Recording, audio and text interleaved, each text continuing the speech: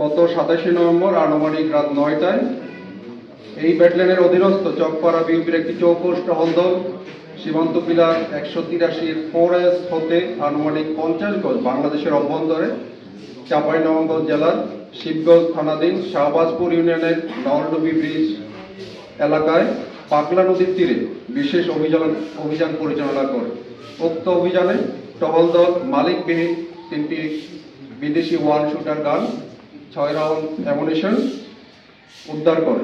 প্রাথমিকভাবে উদ্ধারকৃত অস্ত্রগুলি আমাদের দেশের আভ্যন্তরীণ আইন শৃঙ্খলা বিঘ্নিত ও সন্ত্রাসী কার্যক্রমে ব্যবহার করার পরিকল্পনা রয়েছে বলে প্রাথমিকভাবে ধারণা করা হচ্ছে।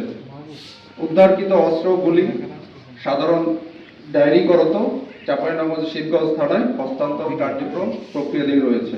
উল্লেখ্য, মহানন্দা ব্যাটালিয়ন 59 বিজিবি গত 3 বছরে সীমান্তবর্তী দায়িত্বপূর্ণ এলাকায় অভিযান পরিচালনা করে 15 জন আসামি সহ 30টি দেশি বিদেশি পিস্তল, 392 রাউন্ড অ্যামুনিশন এবং 41টি ম্যাগাজিন আটক করতে সক্ষম হয়েছে।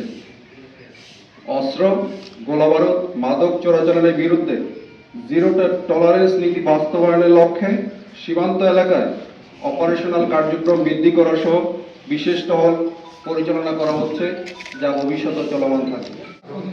আসন্ন ত্রয়োদশ জাতীয় সংসদ নির্বাচন উপলক্ষে দেশের আইন শৃঙ্খলা পরিস্থিতিকে অস্থিতিশীল করার লক্ষ্যে দুষ্কৃতিকারী অথবা সন্ত্রাসী কর্তৃক সীমান্ত দিয়ে অস্ত্র, গোলাবারুদ ও বিস্ফোরক চোরাচালানের সম্ভাবনা থাকায় বিজিবির সম্মানিত মহাপরিচালক মহোদয় চোরাচালান বন্ধে এবং এই অস্ত্র চোরাচালান বন্ধে আমাদেরকে বিশেষ নির্দেশনা প্রদান করেছেন।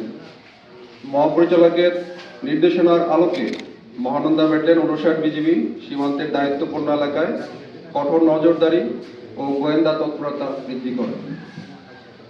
এই প্রেক্ষিতে অস্ত্রের একটি বড় চালান মহানন্দা ব্যাটালিয়ন 59 বিজিবির সীমান্ত এলাকা দিয়ে বাংলাদেশে প্রবেশ করবে বলে আমাদের একটি গোয়েন্দা তথ্যের মাধ্যমে জানতে পারে।